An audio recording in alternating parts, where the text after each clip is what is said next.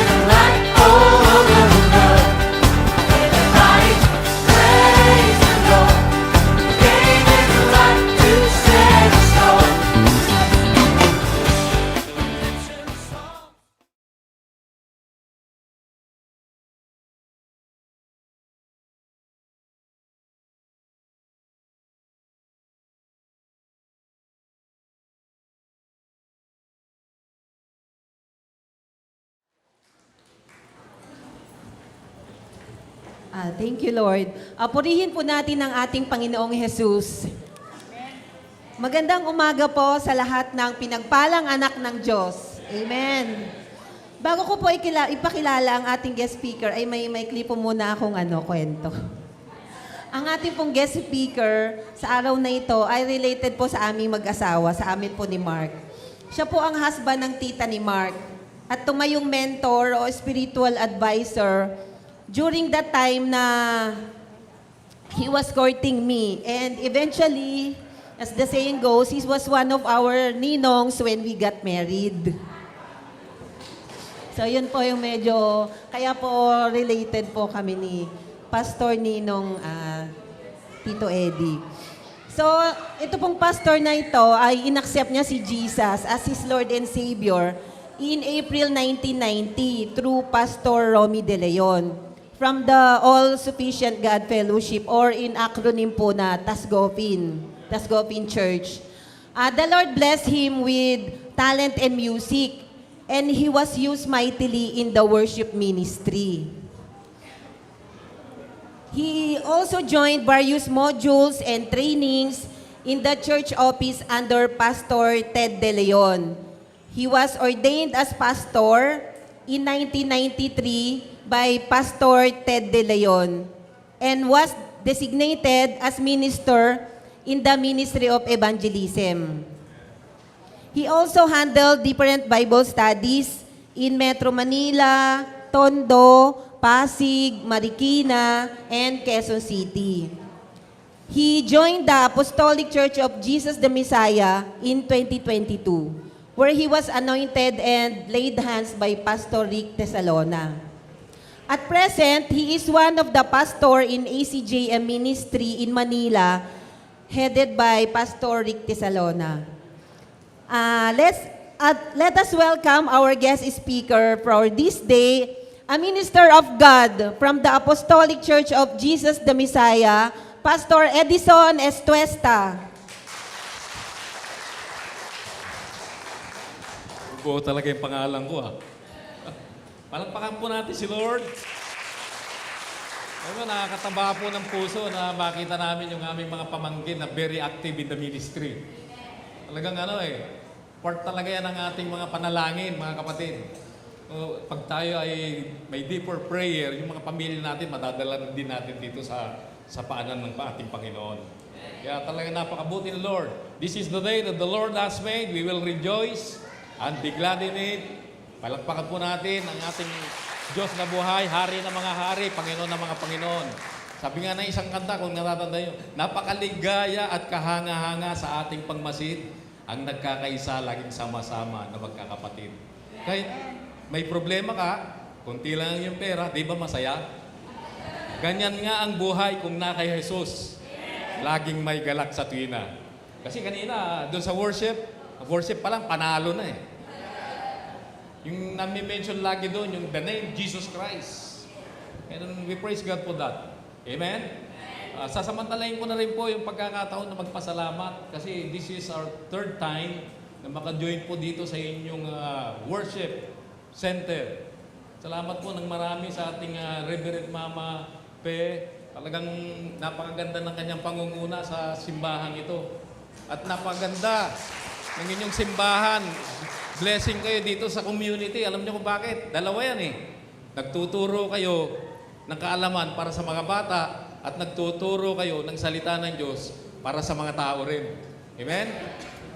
Ini-evangelize niyo yung paligid sa pamamagitan ng venue na ito. Napakaganda.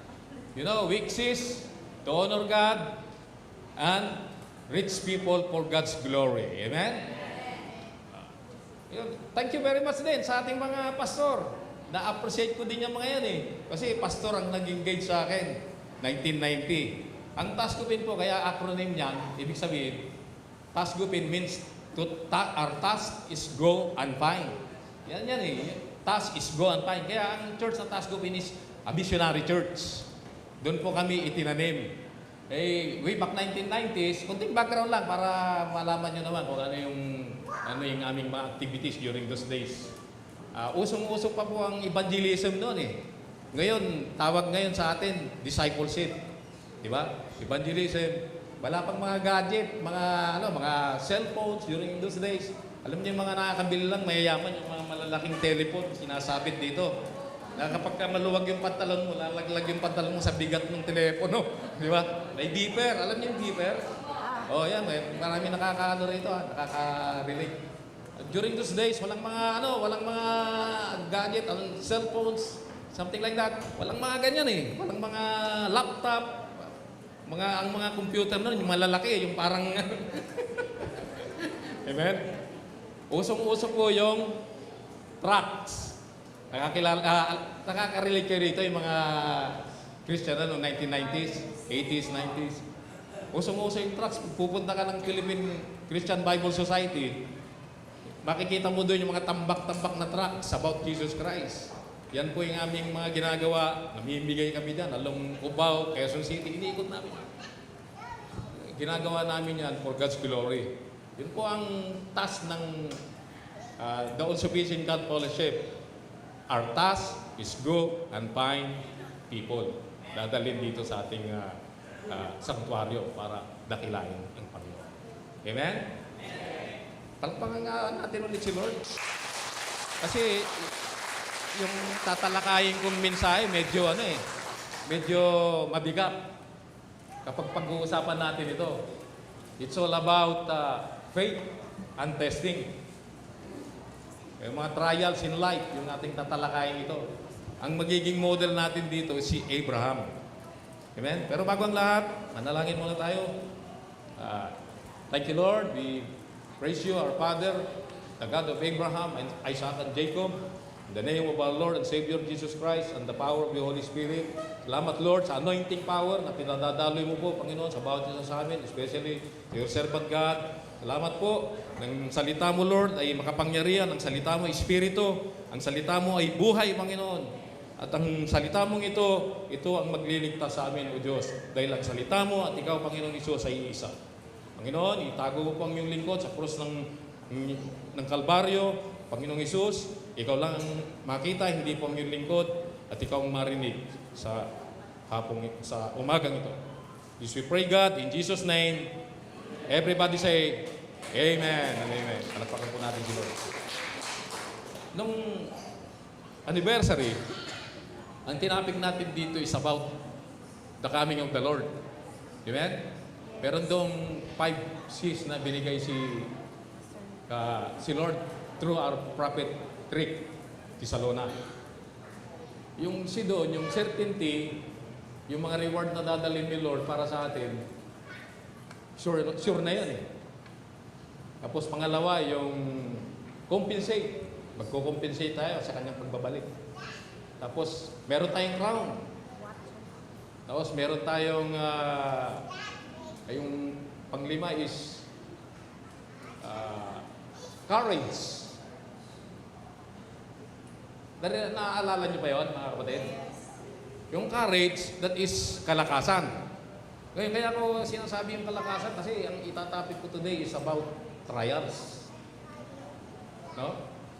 Pagka sasabihin nating trials, mahirap ano yan eh. Tanggapin ng isang tao eh. Ayaw natin yan. Pero sinasabi ng Biblia, buksan natin sa Book of James 1, 2 to 4. Ito po sinasabi. Pero talaga pagka senior na rin, ano? Medyo ano na rin, talagang kailangan na rin natin ng salamin. Sabi dito, kung meron kayong mga Biblia, buksan ninyo sa aklat ng James 1 to 4. Ito ang sinasabi.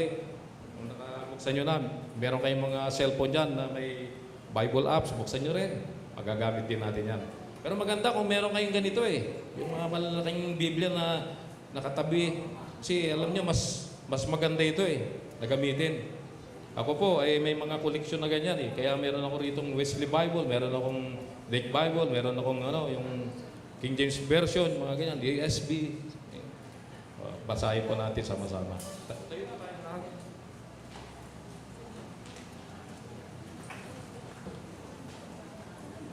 Ready na kayo? Count it all joy, my brothers, when you meet trials of various kinds, for you know that the testing of your faith produces steadfastness. And let steadfastness have its full effect, that you may be effect and complete, lacking in nothing. Alam nyo, pag sinabi ni James dito na tayong lahat ay makakaranas ng mga troubles in life. Walang exempted dyan eh. Amen? Maybe most of you pupunta rito kasi naghahanap kayo ng mga solutions of the problems. Pupunta kayo rito, mihingi kay Lord ng wisdom para masolusyonan yung mga problems. Di ba? Kaya, upo muna mga kapatid para maganda yung ating pag-uusap.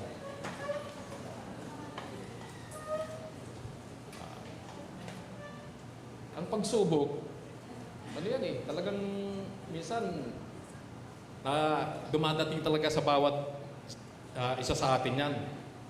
Diba? Amen? Ang pagsubok mula sa salitang ugat, nasubok ay ang mga sitwasyon sa buhay ng isang tao kung saan nasusubukan ang kakayahan niyang malagpasan ng hindi karaniwang pangyayari. Isang halimbawa nito ay magkaroon ng isang physical na karamdaman. Alam niyo, bago ko talakayin to, 2016, napaka-tending pagsubok yan para sa amin na mag-asawa. Between life and death. Big trouble talaga yan eh, para sa amin. Ang may bahay ko po ay na-diagnose ng cancer. 2A to 3B. Between yan eh. Imagine, for so many years na nagsiserve kay Lord in the ministry, nag-evangelize, tapos kayo ganyan mga pangyayari, kaganapan sa buhay. Di ba, iba yung mararamdaman mo, talagang bubuho yung mundo mo eh. Iyak kami ng Lord. Talagang, we don't know what we do, pero may mga kagrupo tayo eh. Talagang ang mga Christian na katulad natin, nalalapitan natin yan, hingi tayo ng mga prayers. Then, yun. We go to the doctor, sa kilala namin na isang Christian dyan sa Back to the Bible, 2016, nirefer kami sa isang surgeon sa St. Luke's. The doctor to ng Philippine Cancer Society of the Philippines. Ang pangalan niya is Dr. Chong. Napakagaling na doktor nito pagka cancer ang pag-uusapan. Talagang deeper worship, deeper praise, prayer, iyak kami talaga kay Lord. Inaalala din namin yung mga anak namin kung anong mangyayari, kung ang aking may bahay, kukunin na ni Lord. Pero sabi ni Lord I will never leave you nor forsake you even in the time of trouble. And we do the protocol. Pinapunta kami doon sa St. Luke's. Kinuha na ng biopsy. Ang haba nga nung karayo. Tinutusok dito sa parting niya, sa kanyang dibdib. Hindi namin alam kung anong mangyayari. Pero nung ginawa na yung procedure, kinuha na ng biopsy na. Sabi ng doktor, bumalik kayo after 3 days para malaman natin kung positive or negative. Pero pray kami, pray. Inintos namin lahat kay Lord yung situation. Kasi tayo, kahit dumating man yung mga ganyang troubles in life, the Lord is with us always, never leave us or forsake us. Positive thinker po kami, hindi po yung negative thinker. Hindi po pumasok sa amin yung takot. Okay, balik kami doon, 3 days. Kinuha yung result. Nakita doon, positive. Napakatindi po. Pangyayari yun.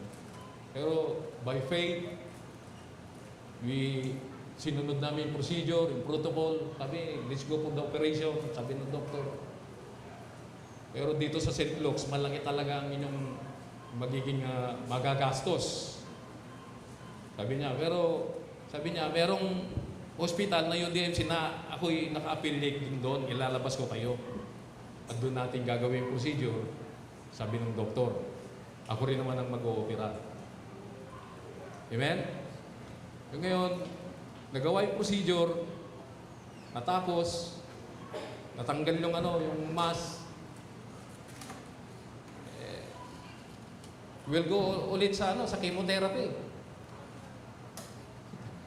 Grabe, napakatindi. And then, we'll go for that chemotherapy. Hanggang 3 chemo lang, kasi hindi niya kaya. Guguho talaga yung buhay niya, mawawala siya. Kasi hindi niya na kaya yung chemo. Hindi kaya ng kanyang katawan. But we praise God. God is good. Ang asawa ko po ay naka-recover. Despite na gano'n ang nangyari, ang misis ko, buhay na buhay, nandyan po.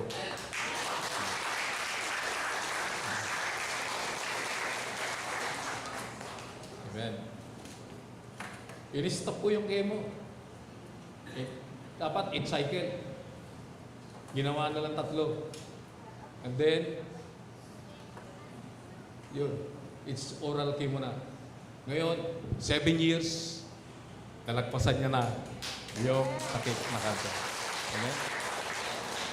Glory to His holy name. Ngayon, baybayin natin yung buhay ni Abraham. Kasi si Abraham, nakaranas din siya ng pagsubok. Ang misis niya ay barren. Amen? Genesis 12, may promise si Lord sa kanya. Sabi niya, I will make you the father of all nations. I will bless you. And your name will be great. Amen? Makikilala ka. Pero sabi niya, follow me. Sabi ni Lord. And Abraham follow. Pero bago nangyari yun, pag-follow niya kay Lord, nakaranas din si Abraham ng pagsubok. Ang misis niya, si Sarah, is barren. Di ba that's part of trial na naranasan? Pero hindi doon huminto. Si Abraham, he followed God, and obeyed His word. For 75 years old siya nung tinawag doon sa Beersheba. Beersheba, that's a place malapit sa Gaza yan eh. That's Beersheba. Tinawag sa ni Lord doon. 75 years old siya. Then, he prayed for 25 years. 25 years, grabe ano? Pananalangin niya. At the age of 100, doon binigay si Isaac. Amen? Alpakan po natin si Lord. Tapos nung inaral ko yung at the age of 100, nung binigay si Isaac kay Sarah, inaral ko yung distance ng Beersheba to Mount Moriah nung i-open na si Isaac doon. Ang distance doon is 45 miles. 45 miles, yung equivalent mo sa kilometer, 72.1. 72.1 kilometer. Beersheba to Moriah. Ngayon, nung tines si Abraham ni Lord, sabi niya, go to the mountain of Moriah and offer Isaac. Kaya, nilakad nila yun 72.1 kilometer from Beersheba to Moriah at the age of 100. Oh, 100 years old siya, di ba? Oh. Hindi ba ang edad mo pagka 100, ang lakad mo, iba na Medyo... pero in 3 days, nilakad nila yung yung lugar ng Beersheba up to the Mount Moriah. Alam niyo, ang Mount Moriah is Calvary. Today, according to the Bible scholars, ang Mount Moriah is the summit of Golgotha, kung saan si Lord ipinayubay. Amen? Tingnan natin yung pag-test kay Abraham.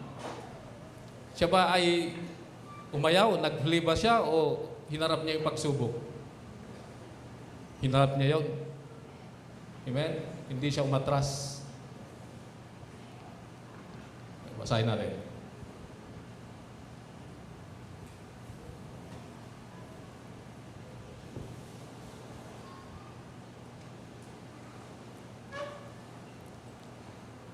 Praise God.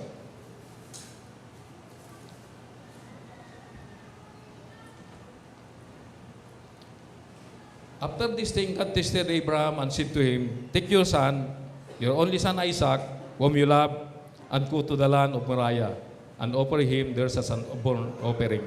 So Abraham rose early in the morning, saddled his donkey, and took his son Isaac, and he cut the wood for the burnt offering, and arose and went to the place of which God had told him.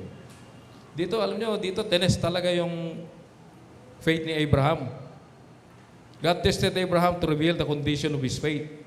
When the test was given, we see that Abraham did not think twice. He obeyed. Hindi umatras si Abraham sa testing ni Lord. Amen? He faced. Hinarap niya yung pagsubok. At sa pamamagitan nun, nagtagumpay siya. Amen?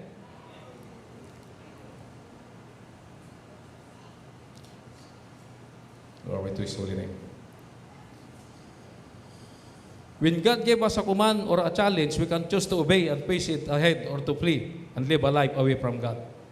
Alam nyo, pag may mga challenge tayo sa buhay, dapat harapin talaga natin yan. Magkaroon tayo ng deeper prayer in the presence of the Lord. Talagang entrust everything to God. Tulad ni Abraham.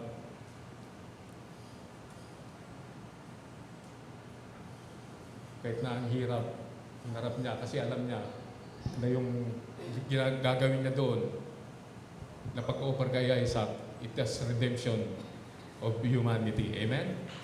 Praise God. Palakpakan nga natin si Lord.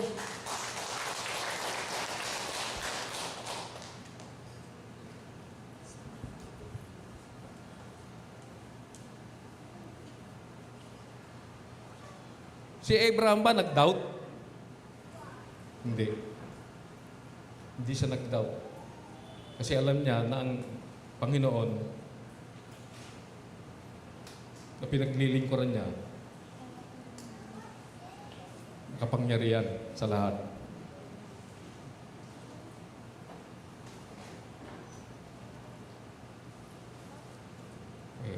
Glory to God. Abraham could have responded in doubt, but he trusted in God, the promise giver and promise keeper. There was no doubt in his mind that God would provide what was needed at that moment. Abraham trusted the goodness and faithfulness of the Lord that He will provide the offering. Praise God. Alam niyo yung offering na yan, nung bit-bit ni Isaac, yung mga kahoy doon, that significance of pagbitbit din ni Lord Jesus Christ ng cross pupunta doon sa Mount Moriah. Kasi that's the salvation of humanity. Amen? Praise God for that.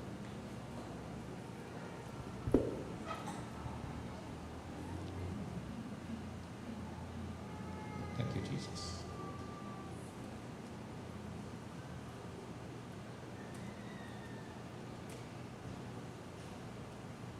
Glory to His holy name. Palpakan si Lord. Medyo nawala sa focus yung ano ko, yung ating topic.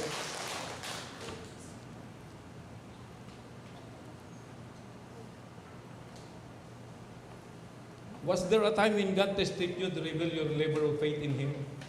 May mga panahon bang ano, pagka tinitest tayo ni Lord, nawawala yung level of faith natin? Diba? Hindi. Nag-feel ba tayo o haharapin natin? Hindi natin yan tatalimuran. Let's go.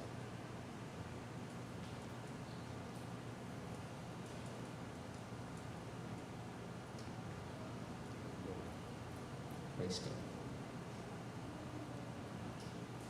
Thank you, Jesus.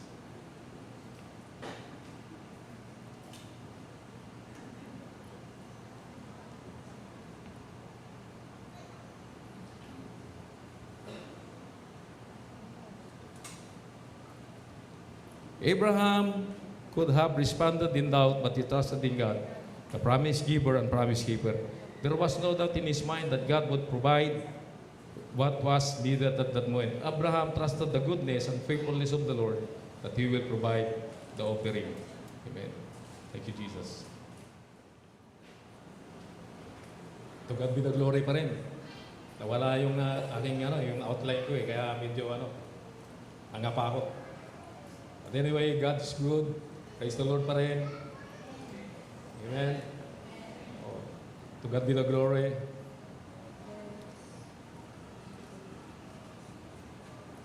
Tayo pagka dumadanas tayo ng mga trials, alam natin na pinatatatag tayo ni Lord.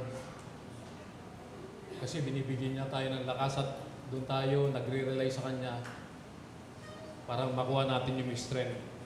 Ngayon, babaybayin ko, medyo nakuha ko na yung aking outline. Nawala lang ako, kaya medyo na-stop.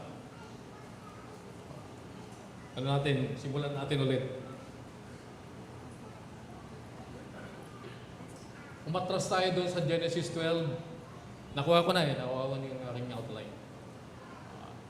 Genesis 12, nung tinawag si Abraham doon at the age of 75,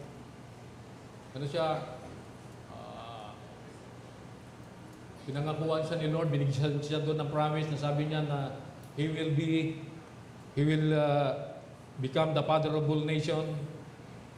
At pangalawa, He will be blessed and His name will makikilala ng buong sansinukob. And Abraham followed the Lord from that place. Pumunta doon sa Mount Moriah, di niya alam kung anong kanyang gagawin. And he believed God, have faith in God.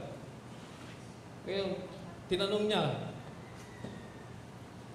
paano kaya ako magkakaroon ng anak? Kaya ang aking baybahay ay bao. But he believed God. Kasi ito si Abraham, galing to sa clan ni Seth. No? Seth, the son of Adam.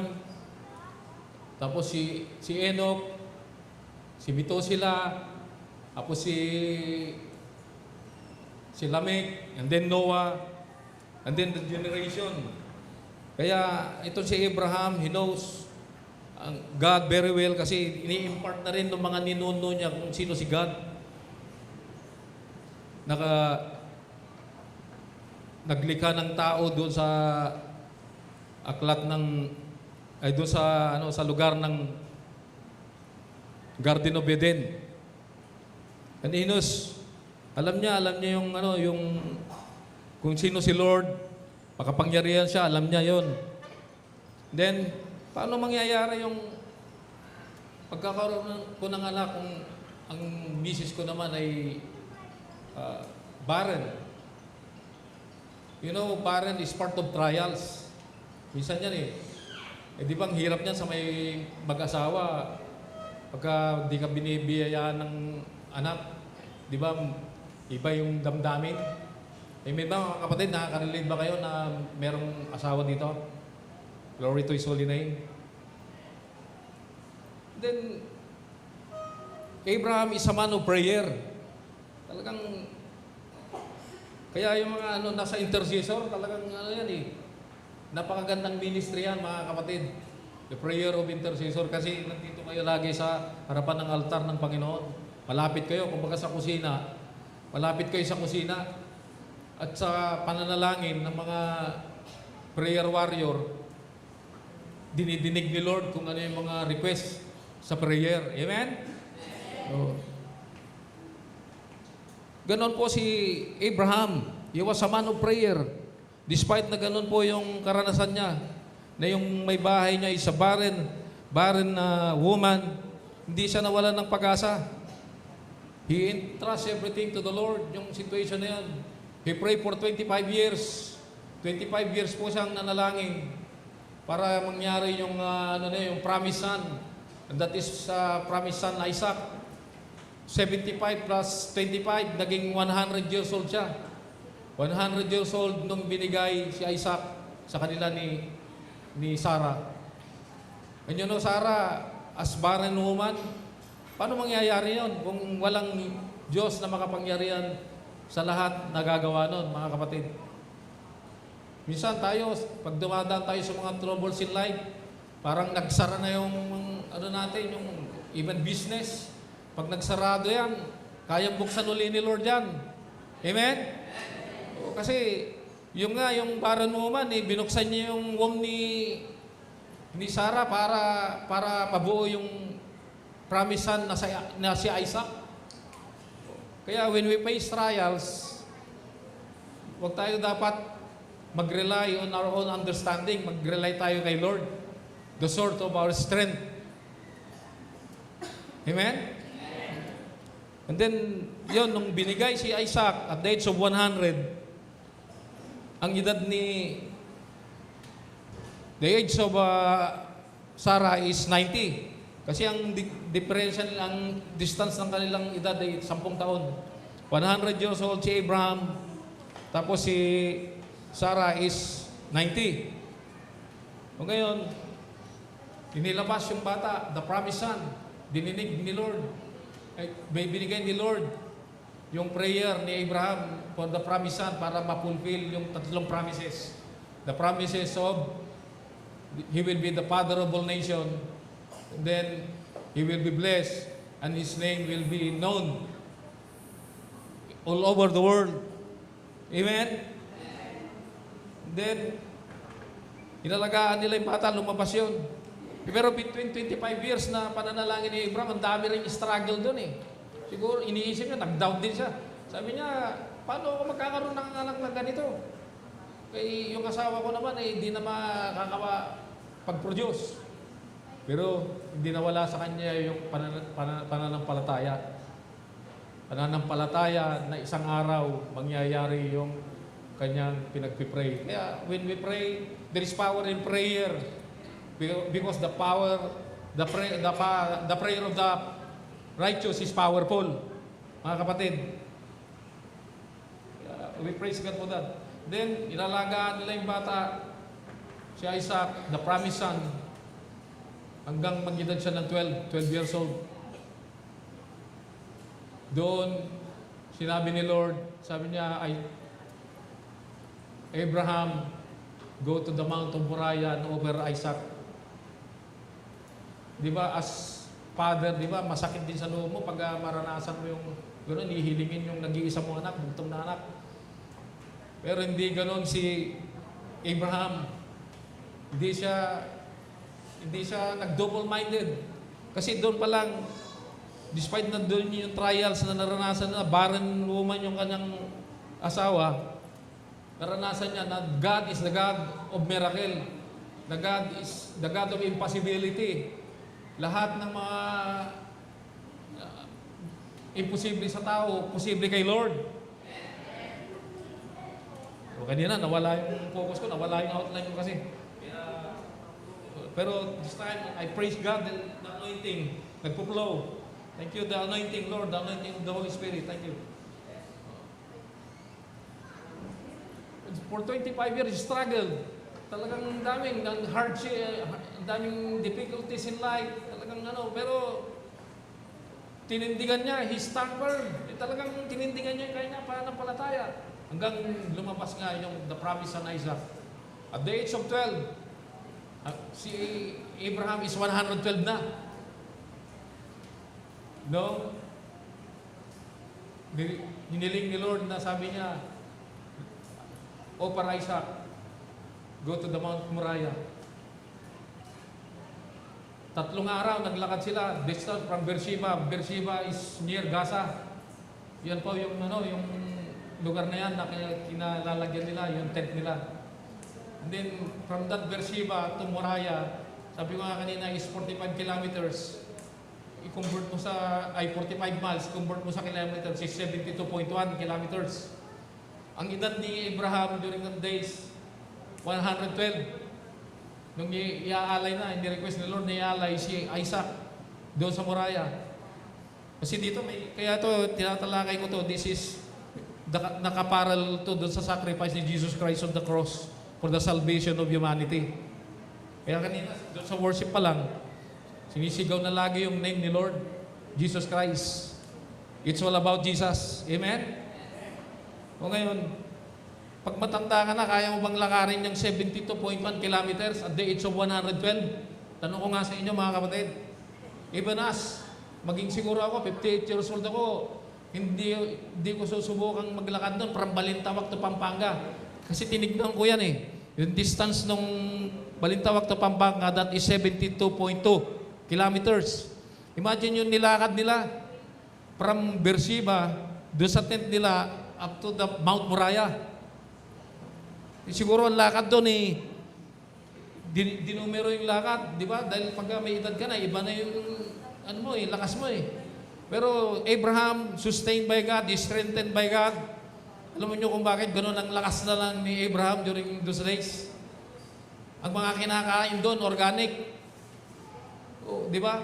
Ang mga kinakain, gulay, gatas. Ang mga sa alagang hayop ni Abraham, doon niya kinukuha yung gatas. Kaya yung stamina niya napakalakas. At the age of 112, kaya niyang lakarin yun. Nilakad nila for 3 days.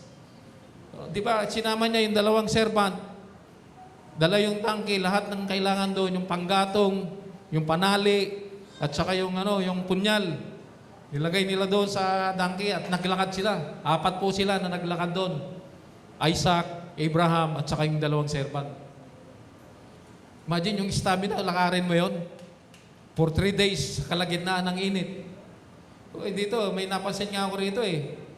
Today, yung edad mo, pag 40 years old ka, 50 years old, parang nag-iiba na eh. Ako nga, yung tuhod ko, pag umakit ako sa hagdanan, parang nananakit na. You know why? Minsan kasi sa mga kinakain yan eh. Kaya yung mga kinakain ngayon, mga samyupsal na, yung mga unlimited na kinakain. Kaya ang effect ngayon sa tao ng mga kinakain natin, nakakapanghina na. Kaya yung mga edad ngayon, hindi na natin nare-reach mga kapatid. Sometimes 90, 70, 80, wala na. Go na. Di ba? Go na to the Lord. Pagka ganun na eh.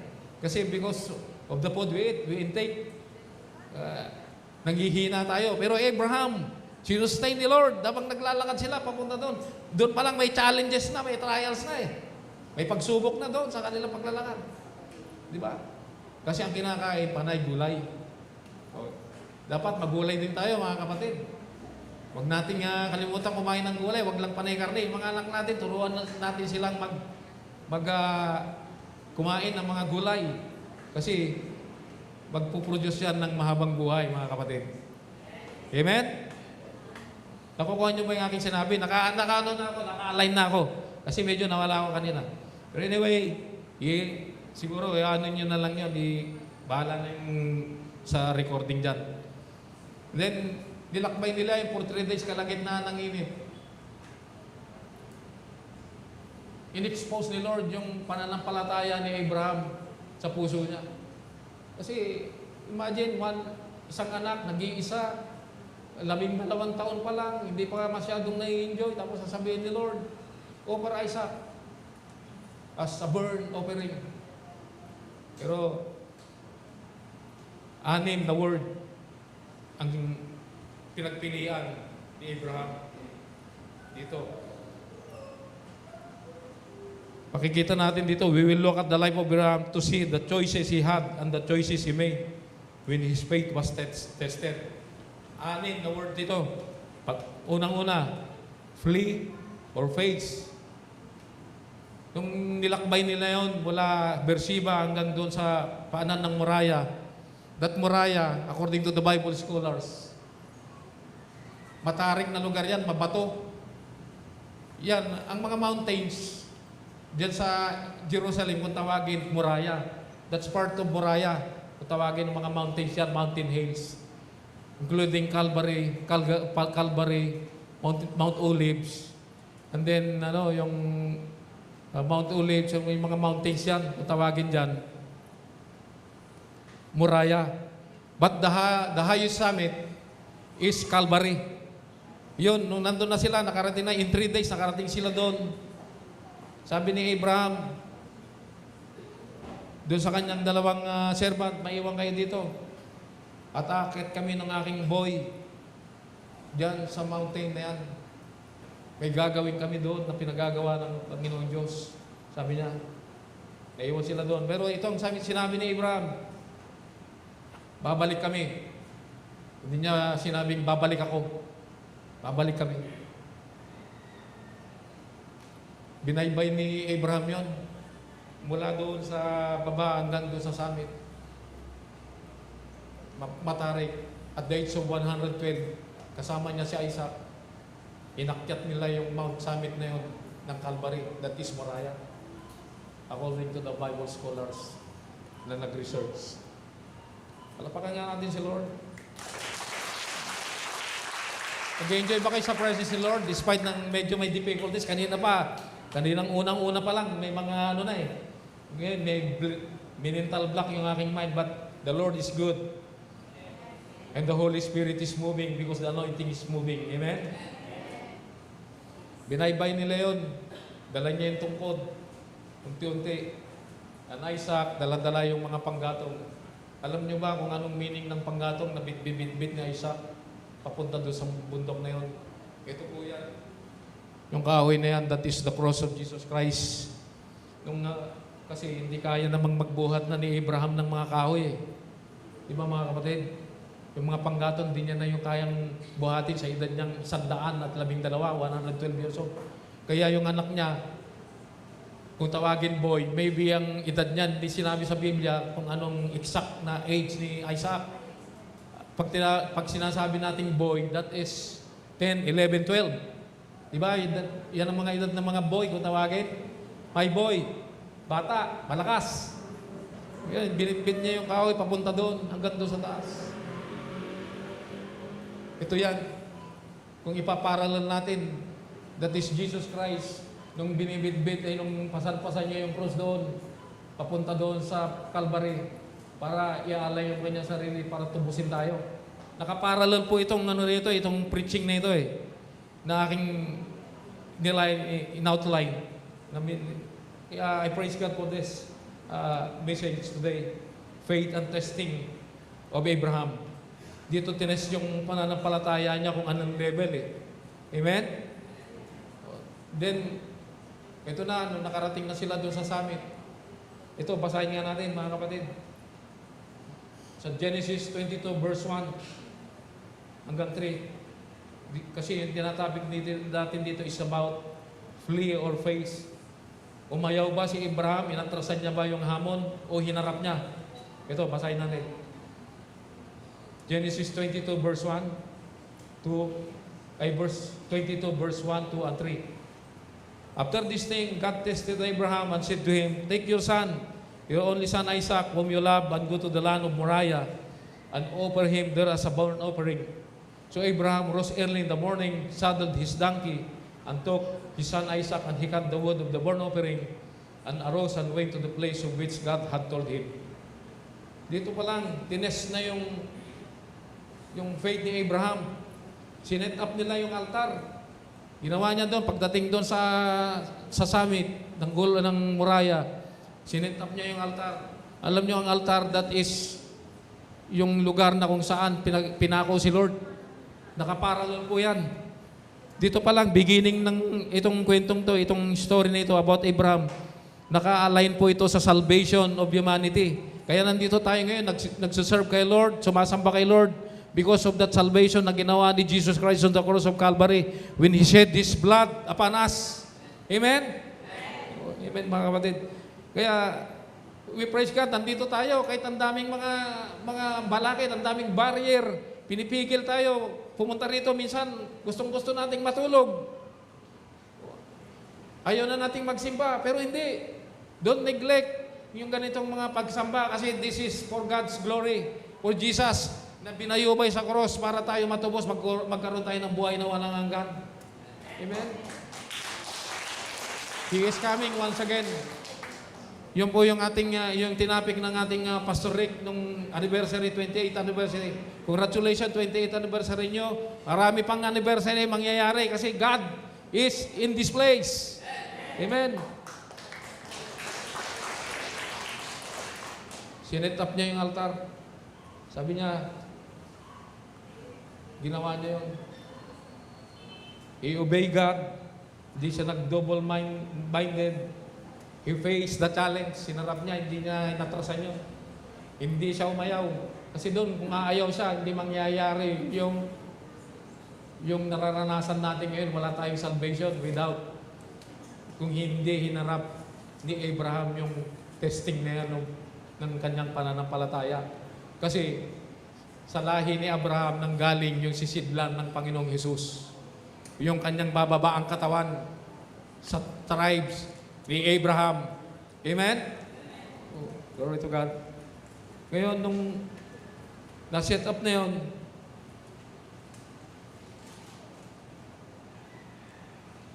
nilagay na lahat, yung panggatong, doon, ni-set up. Kinausap siya ni Isaac. Sabi niya, Father, gumagawa ka dyan ng altar na pagsusunugan ng i-offer. Sino yung i-offer natin? Sabi ni Abraham sa kanyang anak, si Lord ang magpo-provide ng i-offer dyan. Amen? Kaya nung inirap niya yung pag-challenge na yun, he faced the challenge. Hindi siya nag-double-minded. Hindi siya nag-isip, mawawala na yung anak ko. Nag-iisang anak na to. Hindi gano'n kasi si Abraham, he knows God very well. He knows the God na nagbigay sa kanya ng miracle na anak, and that is the promised son, Isaac. Ginawa ni Lord sa kanya, in-strengthen niya yung kanyang pananampalataya. Lahat ng lakas binigay niya kay Abraham para makungkar niya yung testing na yun ng kanyang pananampalataya. Pangalawa, doubt or trust. Si Abraham ba ay nag-doubt? Never, hindi siya nag-doubt. Medyo nag-doubt siya nung nire-request pa rin. Sinasabi pa lang na, paano ko magkakanak? Yung ang asawa ko, ibaran. Tumawa pa nga siya doon eh. Pero ibang doubt yun. Parang question niya lang yung situation. Sabi niya, matatanda na kami. Edad namin 100, tapos 90, magkakanak pa. But he believed God. He trust the Lord. He never doubt. Basahin natin. Verse 5 of Genesis 22. Stay here with the donkey. I and the boy will go over there and worship and come again to you. Sabi niya. And Isaac said to his father Abraham, behold the fire and the wood. Nakaprepare na, but where is the lamb for a burnt offering? Abraham said, God will provide for himself the lamb for a burnt offering, my son. So they went both of them together. Ngayon, nung nilatag na yun, ito na, tinalihan niya na si Isaac. Pero hindi siya nag-doubt. You know, doubt sometimes, pagka uminter sa buhay natin yan, it destroys our faith. Nadi-destroy ang ating pananampalataya pagka nagda-doubt tayo eh. Kaya don't entertain doubt, mga kapatid. Lalo na pag may mga na i-encounter kayo mga trials in life and tribulations, never doubt kasi it destroys your faith. Alam nyo, meron isang teacher na kasamahan natin sa pangangaral ng salita ng Diyos. Member po ito ng isang malaking congregation, yung GIL. Kasamahan po na ito, kasamahan nila Brother Reverend Pastor Joey Crisostomo. Kilala niyo siguro si Brother Joey Crisostomo ng Jesus is Lord Church, sa pastor po ng Green Hills chapter ng Jesus is Lord. Meron siyang isang kasamang teacher. Dito maraming teacher, I appreciate teacher. Palakpakan natin ang mga teacher dahil ang mga teacher sila yung nagtuturo sa mga bata ng magaganda at tungkol sa Diyos. Amen? Ito pong teacher na ito, naglingkod po ito for more than 3 decades. Doing ministry, counseling ministry, nagtuturo sa mga bata, sa youth. Tinuturo niya kasi teacher siya, magaling siya eh. Very active in the ministry, doing God's work for more than 3 decades. Ngayon, binayayaan siya ng isang anak, babae. Yung anak niya na yon, na pinag-pray niya, binigay na malusog, malakas. Pero idinalangin niya rin sa Lord, Lord, dinadalangin ko ng anak ko ito ay maging katulad ko rin, naglilingkod sa iyo at magiging missionary.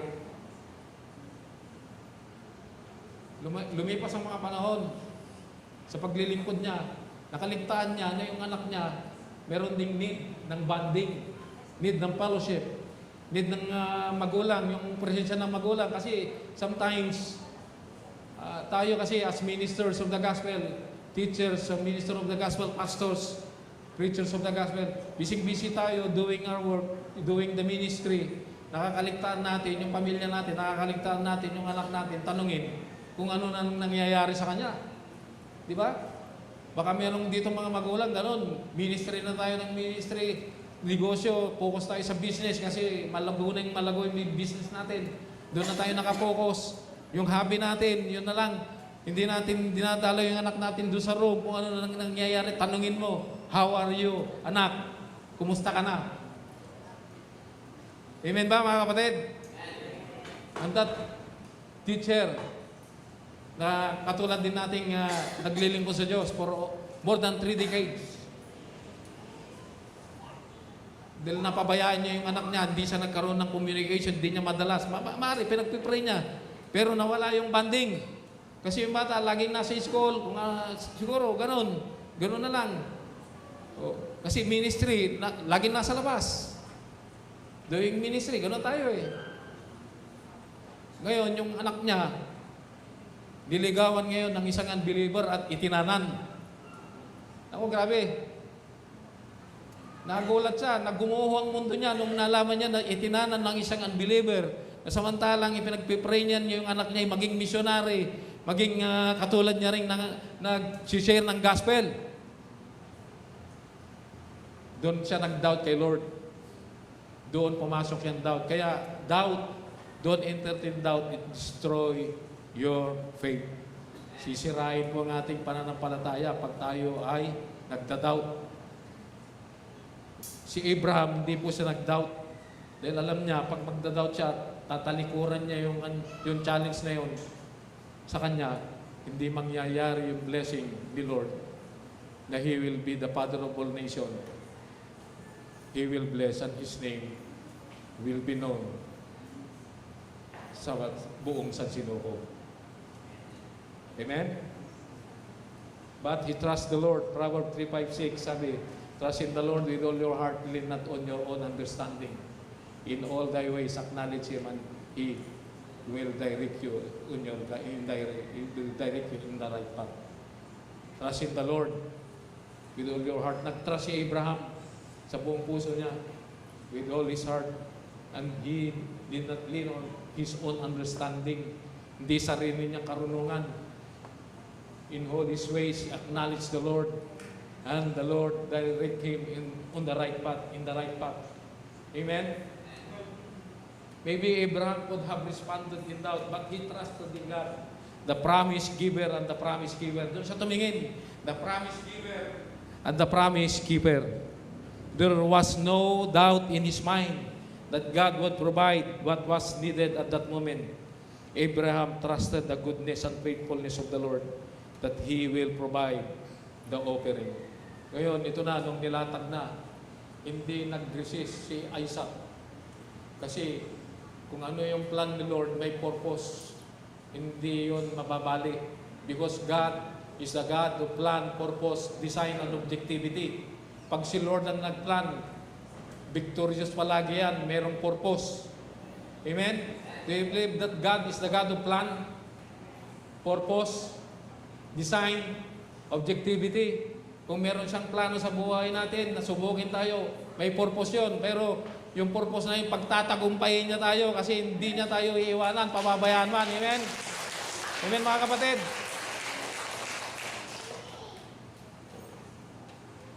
Ito nga, yung pagtayo ko rito, it's a challenge. Nawala ko. But I praise God. Ito, tuloy pa rin ako kasi lingkod tayo ni Diyos, ni Lord eh. We will preach the gospel in all nations, mga kapatid. Pupunta tayo sa mga lugar na imamak tayo. Lalaitin tayo. Hindi tayo paniniwalaan sa mga sinasabi natin na Jesus is the way, the truth, and the light. Pero hindi. That's challenge. Go pa rin tayo. Kahit sa lugar na kung saan gera na, kung saan binabaha na, kung saan nililindol na. Mindanao today is nasa monsoon rain. Nag-message yung ating pastor doon, Rick, na binaha yung kanilang area, kanilang worship center doon. Pero buti na lang, nasa 4th floor. Mataas po ang naging tubig. And praise God, doon sa kanyang kwento, wala namang casualties pong nangyari doon sa lugar na yun ng Iligan. Kasi pag ganitong paano, ng monsoon rain doon, ang lakas ng parang bagyo, ang tubig, pag umulan. Kaya, praise God for that. Abraham trust the Lord. Hindi siya nag-doubt. Amen? Alam niyo nangyari doon sa teacher na yon na nag-doubt? Nawala po siya sa ministry, hindi na po siya nakabalik.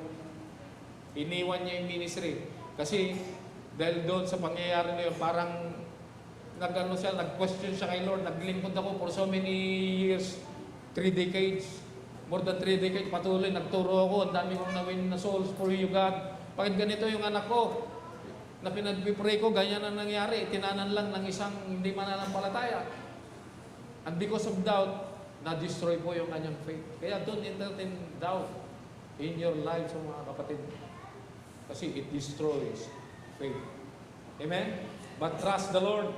Trust the Lord, the maker of heaven and earth. Trust the Lord na merong kapasidad na gawin yung mga imposible. Yung mga impossible, gawin niyang possible. Kung yung misis ko pinagaling, 3 chemo lang. In-stop supposed to be yan, 8 chemo. Pero nung nakita namin na hindi niya nakaya, sabi niya, hindi ko kaya itong mamatay ako rito sa chemo. Sabi niya, kasi pagka kinikemo ka, lason yan eh. Lason sa mga sa mga sales, ng good sales and bad sales, tatamaan yan sa buong katawan natin. Kapag yan ay tinamaan ng isang tao na may cancer. Kaya yung chemotherapy, supposed to be 8 cycle po yun. Hanggang 3 lang siya kasi doon sa pangatlo, sinasalinan na po siya ng dugo. Baksak lagi ang hemoglobin niya, hindi siya makakain, hindi siya makabangon. Maputla na po siya. Hinang-hina na po siya. At hindi siya na po, pag itutuloy po yung chemo na yun, wala na po, goodbye na po, goodbye. Goodbye mundo. Doon na kay Lord ang punta. Kaya we decide, we pray. Kinausap ko po yung oncologist na pamangkin ni Brother Eddie Villanueva ng Jesus is Lord. Si oncologist Dr. Arnold Silva. Oncologist po ng St. Luke's. Magaling din po yan, ng oncologist. Meron siyang clinic dyan sa St. Luke's Global City.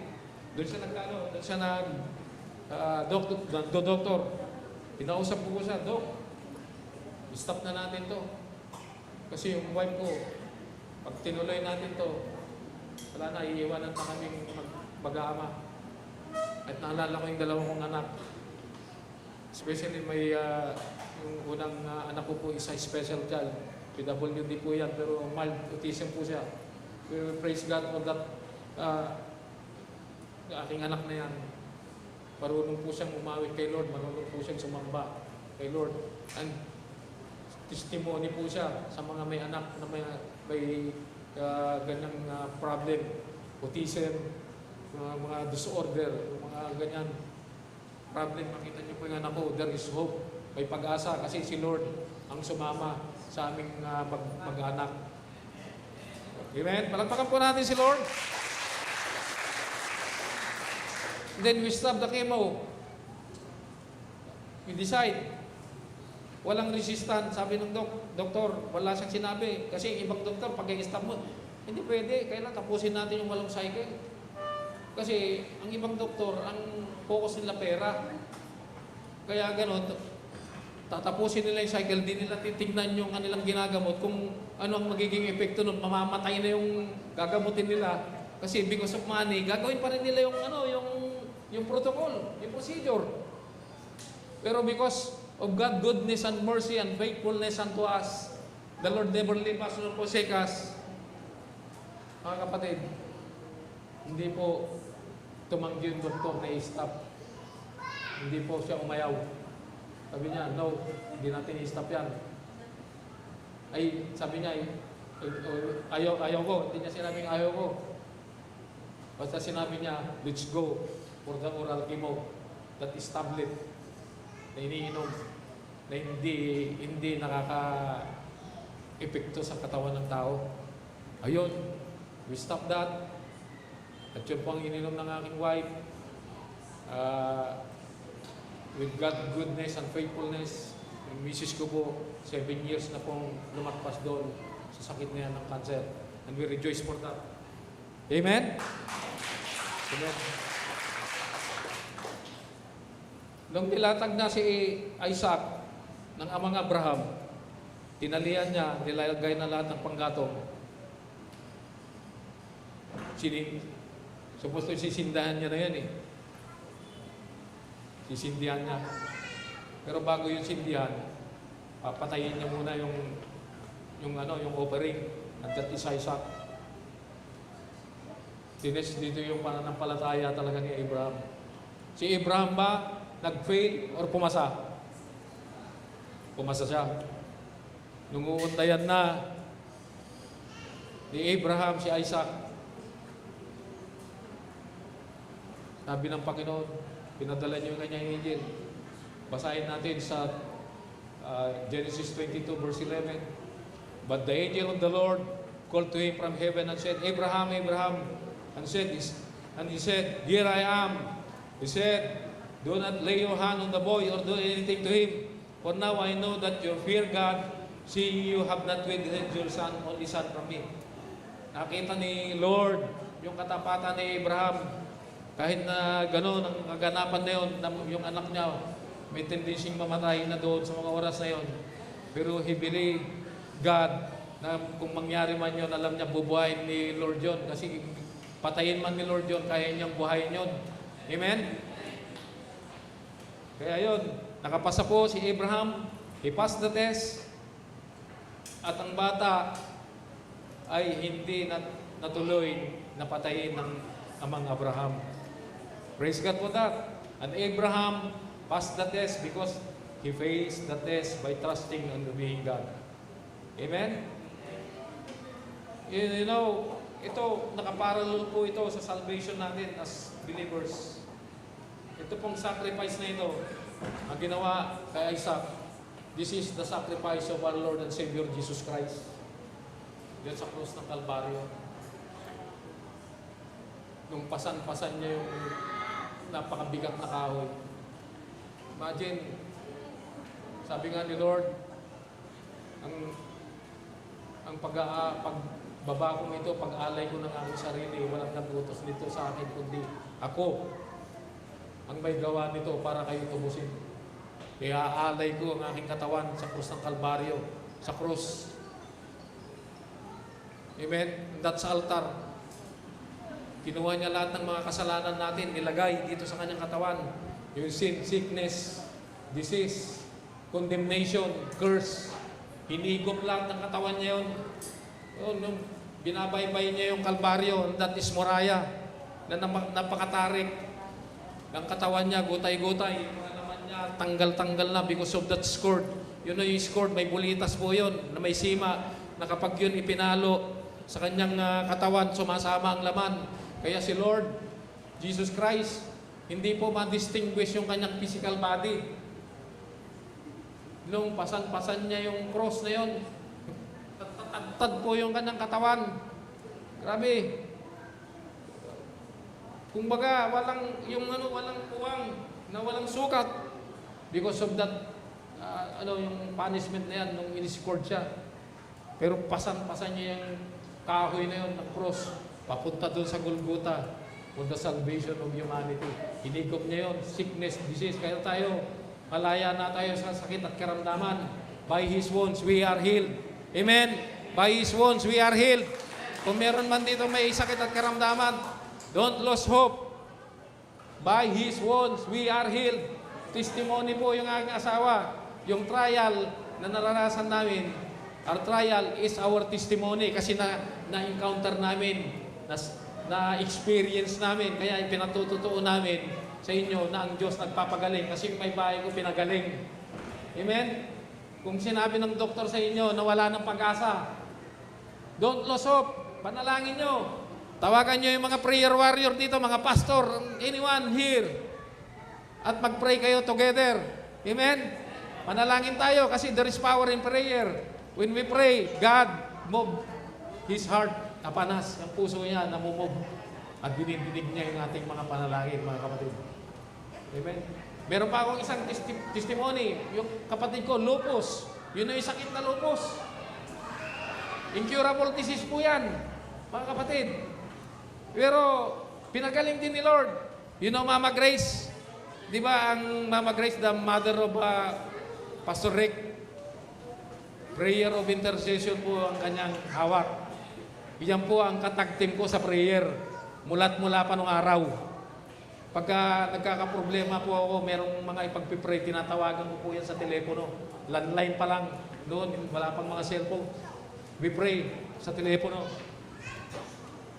At yan ang mga result, healing ng may bahay ko, healing ng kapatid ko na may sakit na lupus, 2 buwan sa ospital.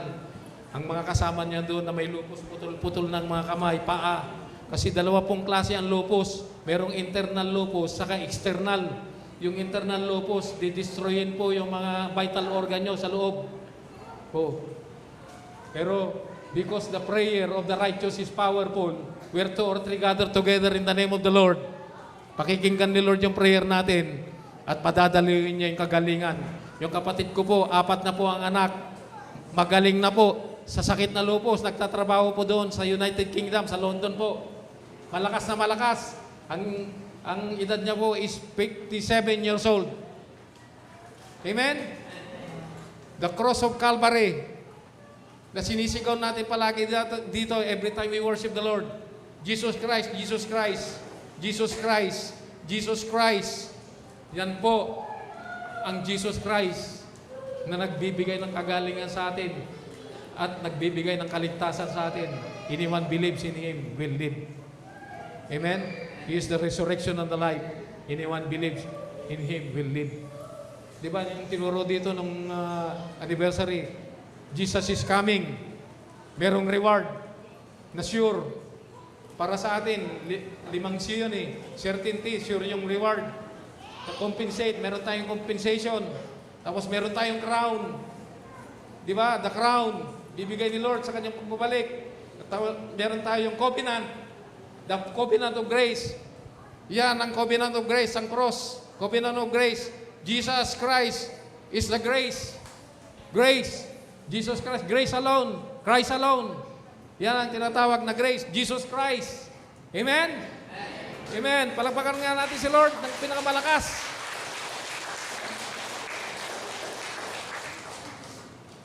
Praise the Lord. At yun po, nagtagumpay si Abraham sa pagtatagumpay na yun. That victory. Doon sa muraya na yun. During the time of Abraham, victory ni Lord doon sa krus ng Kalbaryo. Today, in our generation. He is coming. He is coming again. At kukunin na tayo doon sa eternal glory. Amen? Tayo po tayong lahat, mga kapatid. Pagka tayo dumadaan sa mga trials and tribulations, isa lang po ang dapat nating lapitan, ang Panginoon. Don't rely dito sa mundo, kasi ang mundo, limited lang ito eh. Pero the God we serve is unlimited God.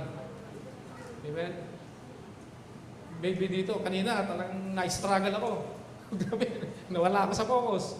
Pero siguro, kasi halos 3 taon di ako tumatayo rito eh. Kumbaga sa sasakyan, na-stuck up yung sasakyan. Eh dati sanay na sanay ako mag-outline, kahit na di ako tumingin sa mga ganyan eh. Pero ngayon, may bago ako. But praise God, pinarating ni Lord yung mensahe para sa ating lahat. Amen? Naintindihan nyo ba yung yung sinabi ni Lord? Nakuha nyo? Praise God. Jesus is the way, the truth, and the life. No one comes to the Father except through Him. Ang maiiwan mo lang sa inyo, continue serving God. Continue winning souls for His glory, because the heart of the Lord, ang pintig ng puso ni Lord, kaluluwa ng tao. Huwag niyong hayaan pamilya niyo mabulit sa impyerno. Pero tayo, ligtas tayo, pero paano yung pamilya natin? Remember our families. Una, Jerusalem, family muna. Pangalawa, Judea, kapitbahay. Pangatlo, Samaria. O di ba? O pangapat, in all the ends of the earth. Pray tayo mga kapatid, let's pray. Aawit sana ako, kaya lang yung oras yata natin, medyo mahaba na. O, di ba? Chorus na lang nung How Great Thou Art. O. Yung music team natin, chorus ng How Great Thou Art, kanta tayo. Lord, we praise you, we magnify you, we acknowledge you, Lord. We adore you. Lord, salamat po, Panginoon. It's not by might nor by power, but by your Spirit, Lord. Lord, we have future.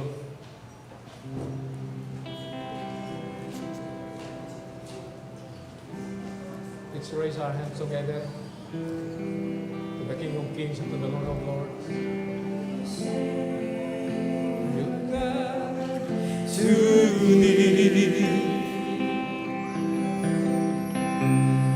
How great thou art.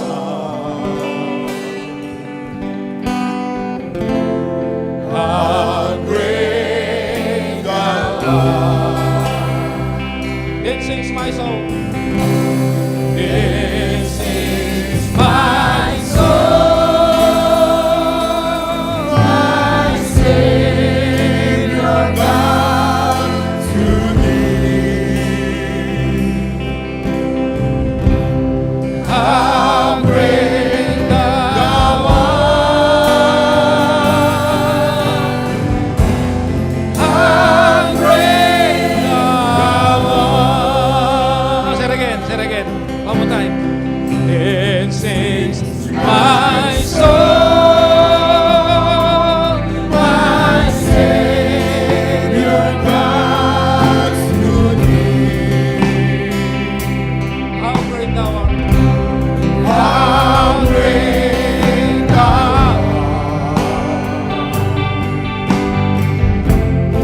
How great thou art. This is my soul, my Savior God, to thee. How great thou art. How great thou art. Maraming pong salamat, Panginoon, sa umagang ito, O Lord. Salamat sa biyaya ng kaligtasan. Salamat sa iyong sakripisyo sa cross. Doon pa lang, panahon ng Old Testament, panahon ng Amang Abraham, Lord, pinakita mo na ang magiging salvation ng humanity dito sa panahon ng grace. It's grace alone, Christ alone. Ikaw lang yun, Lord. It's all about you, Jesus Christ. O Lord, put everything, Lord, in our hearts, ang salita mo, mamutawi lagi sa puso namin, buhay namin. For the remaining years of our lives here on earth, Lord, habang naghihintay kami. Lord, increase mo pa ang aming pananampalataya. Increase mo, Lord, ang aming paglilingkod. Hindi po kami magsawa, Panginoon. Hindi po kami tumalikod. Pagkus, Lord, susunod kami. We will follow you, Lord. Ano man ang mga mangyari, Panginoon. Dami mang mga trials and circumstances in our lives.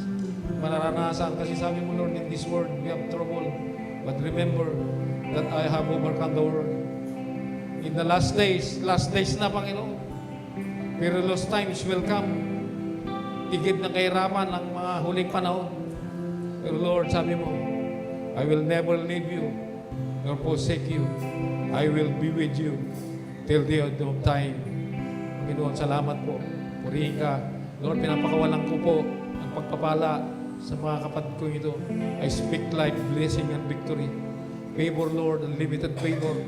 Lord, sa bawat isa, kung meron mang may pinagdadaanan sa buhay, Lord, let your mercy and grace flow upon them, God, in the name of Jesus Christ. Kung sakit man yan, Panginoon, let your healing be upon them, in the name of Jesus Christ. Kung yan man ay pinansyal na pangangailangan, Lord, the Lord will supply our needs according to riches and glory in Christ Jesus. Lord, magkakaroon po ng unlimited favor, Lord. Diyan, mula dyan sa trono mo sa langit, bubuksan mo po yan, Lord. At madadaluin mo sa iyong mga anak lahat ng pagpapala. Lord, na hindi namin ma-contain, hindi namin walang sukat, Panginoon, walang sukat. Salamat po. Biyaya, kapayapaan, kalakasan sa bawat isa. Lord, ang aking pinapakawalan sa umagang ito. Sa pangalan ng bugtong mong anak, Ama, ang aming Panginoong Jesus. Lahat tayo magsabi ng Amen and Amen.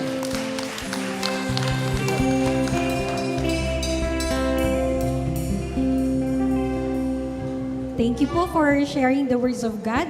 Pastor Edison Estuestas, palakpakan po natin.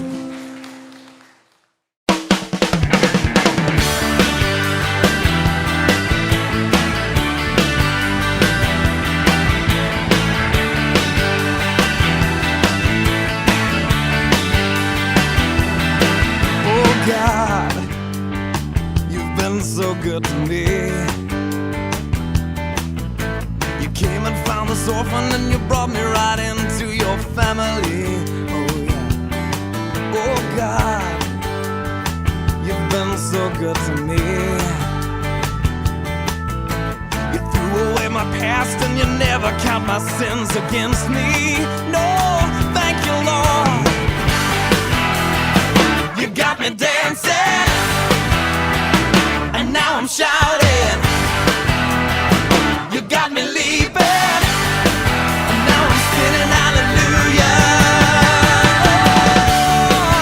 Oh, you're so good to me. You're so good to me. So good to me.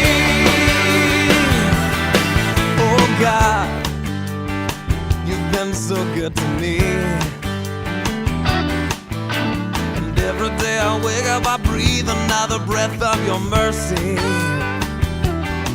Oh God, you've been so good to me. And my delight is in you, 'cause I know that your hand is upon me.